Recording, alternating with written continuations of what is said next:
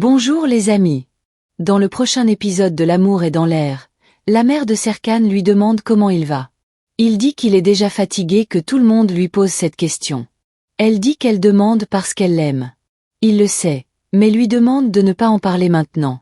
La mère lui demande de donner une chance à son père, que son père ne se supporte plus tellement il est triste.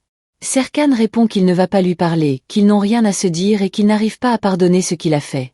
Il dit qu'il va devenir fou s'il continue à penser à comment son père a été capable de faire une telle chose.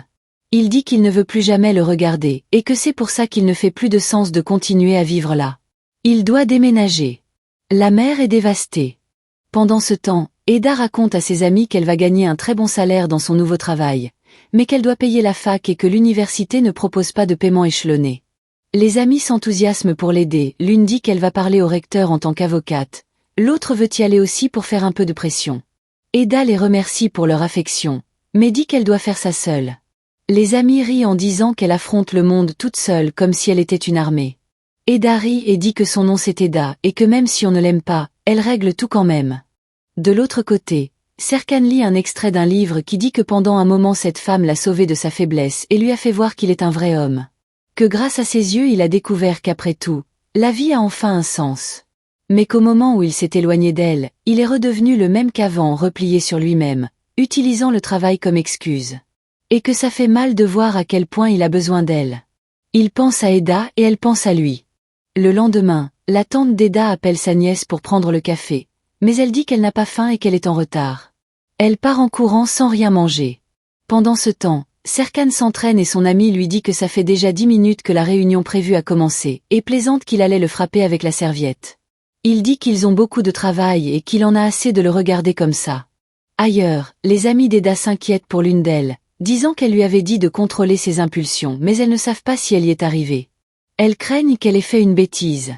Quand elle apparaît, elles annoncent qu'Eda a réussi à retourner à la fac. Eda explique que le recteur était sur le point de refuser jusqu'à ce qu'elle mentionne qu'elle travaillait avec Effet, et l'a averti qu'il saurait si on la maltraitait. Elle dit fièrement qu'elle n'a besoin de l'aide de personne, encore moins de sa grand-mère, qu'elle se débrouille seule. L'amie hésite et avoue qu'elle ne devrait peut-être pas le dire, mais que la tante d'Eda a demandé de l'aide pour organiser les comptes de la fleuriste, car les choses ne vont pas bien et elle est criblée de dettes, et qu'elle envisageait d'hypothéquer la maison pour ne pas laisser Eda abandonner la fac. C'est pour ça qu'elle en est arrivée à appeler la grand-mère. Eda est dévastée, disant qu'elle se sent comme un monstre de n'avoir rien su. L'amie dit que la tante a toujours priorisé son bien-être, on imagine à quel point elle l'aime pour en être arrivée à appeler la grand-mère. Eda dit avec regret qu'elle a été très injuste avec elle et qu'elle doit lui parler. Au bureau, les dessins du projet portuaire arrivent et Eda s'enthousiasme, disant qu'elle est heureuse de faire partie de cette équipe et que c'est un travail merveilleux et qu'elle est retournée à la fac. Effet est content d'apprendre qu'Eda est retournée à la fac, disant que quand elle sera diplômée tout le monde voudra travailler avec elle. Elle mentionne qu'elle a dit à l'université qu'elle travaille avec lui, il dit que si elle veut, il peut même y aller en personne pour parler aux gens là-bas. Serkan la félicite également, disant qu'elle a pris une excellente décision et qu'elle mérite le meilleur. Eda le remercie. Sef arrive avec une boîte d'affaires personnelle d'Eda, disant que c'est Serkan qui a demandé à les livrer. Eda comprend le message, il ne veut plus rien d'elle autour de lui. Elle reste silencieuse un moment et dit juste « Très bien ». Serkan observe. Eda prend la boîte et la jette à la poubelle. Engin appelle Péril pour lui parler seul à seul et ferme la porte. Il dit que c'est à propos du travail. Les deux font semblant que tout est purement professionnel. Il dit qu'il veut être seul avec celle qu'il aime. Serkan retrouve Eda ensuite et dit qu'il est content d'apprendre qu'elle est retournée, que c'était une bonne décision et que ça démontre de la maturité. Elle répond qu'elle s'en fiche de son opinion et s'en va. Selim prévient qu'elle a envoyé la liste des demandes du client pour la présentation, mais qu'elle ne pourra pas être présente car elle a un autre engagement. Elle dit qu'elle fait confiance qu'ils vont faire un excellent travail. Effet commente que ce sera sa première présentation là-bas, Eda s'est occupée du paysagisme et lui de l'architectural. Engin dit que peu importe quel projet gagne, c'est l'entreprise qui sort gagnante.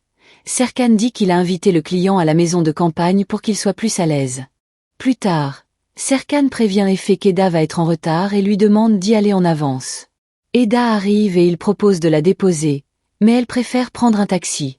Il lui rappelle que c'est l'heure de pointe et que faire attendre le client ne ferait pas bonne impression. Elle cède. Sur le chemin, tous les deux sont tendus. Eda révise la présentation nerveusement et Serkan dit que si elle continue comme ça elle va se planter, qu'elle n'a pas besoin de tout mémoriser, car ce qui compte c'est ce qu'elle va présenter. Elle répond qu'elle s'en fiche de son avis et qu'il garde son opinion pour lui. Ils se disputent. Ils arrivent à la maison de campagne du client, un endroit tranquille et confortable. Le client les accueille et commente qu'ils ont préparé 2 projets en très peu de temps, en les félicitant tous les deux.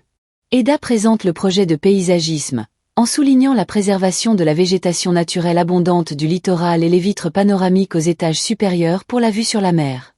Le client complimente en disant que ses idées sont incroyables. Ensuite, Serkan présente le projet architectural, en soulignant que le plus important est qu'il soit autosuffisant, que toute situation contre la nature va finir en tragédie. Le client applaudit les 2 projets et dit qu'ils sont dignes de fierté. Il surprend alors tout le monde avec une demande.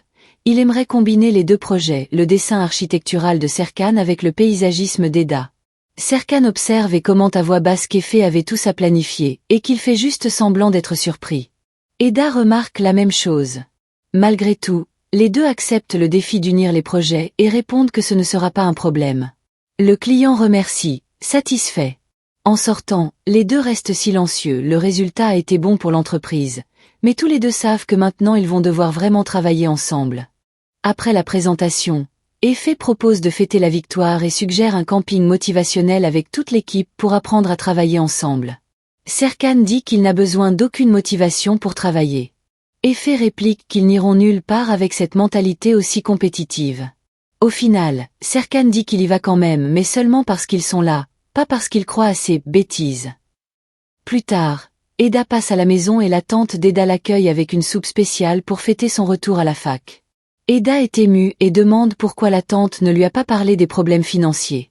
La tante dit qu'elle ne pouvait pas imaginer abandonner la fleuriste, que c'est le seul souvenir qu'elle a de la mère d'Eda. Elle s'excuse d'avoir appelé la grand-mère. Eda s'excuse également d'avoir caché des choses, et dit qu'elle a tout réglé, elle a fait un accord, elle va payer en plusieurs fois en travaillant. Les 2 se réconcilient et la tante dit qu'elle est la meilleure de toutes. Au camping, l'animateur divise l'équipe en 2 groupes et élit les capitaines. Serkan est capitaine d'une équipe et Efe propose qu'ils soient capitaines ensemble pour unir les forces. L'épreuve est une course en duo, pilote et copilote, qui échangent ensuite les places. Le copilote de Serkan est tiré au sort et c'est Eda. Elle refuse d'emblée, disant qu'elle ne veut pas. Il lui demande pourquoi. Elle dit qu'elle ne veut plus jamais monter dans sa voiture. Il rappelle avec un sourire que la dernière fois qu'elle a conduit sa voiture ils ont failli se tuer tous les 2. Elle finit par céder. Pendant la course, la tension entre les 2 augmente, elle crie des indications, elle perd le contrôle sur le sentier. Ils sortent du parcours et s'arrêtent au milieu de la forêt. Là, loin de tout le monde, Eda exige que Serkan lui présente des excuses. Il ne le fait pas et elle avance vers la mer, jusqu'à ce qu'il finisse par s'excuser pour tout le mal qu'il lui a causé et pour avoir gâché sa vie. Elle sort de la voiture et il dit qu'elle n'a pas réalisé à quel point les choses auraient pu très mal tourner. Les 2 restent silencieux, se regardant enfin, jusqu'à ce que Selim et Efe arrivent pour voir si tout va bien. Merci d'avoir regardé la vidéo. N'oubliez pas de laisser votre avis ici dans les commentaires et de vous abonner à la chaîne pour recevoir plus de vidéos comme celle-ci. Bisous et à la prochaine vidéo.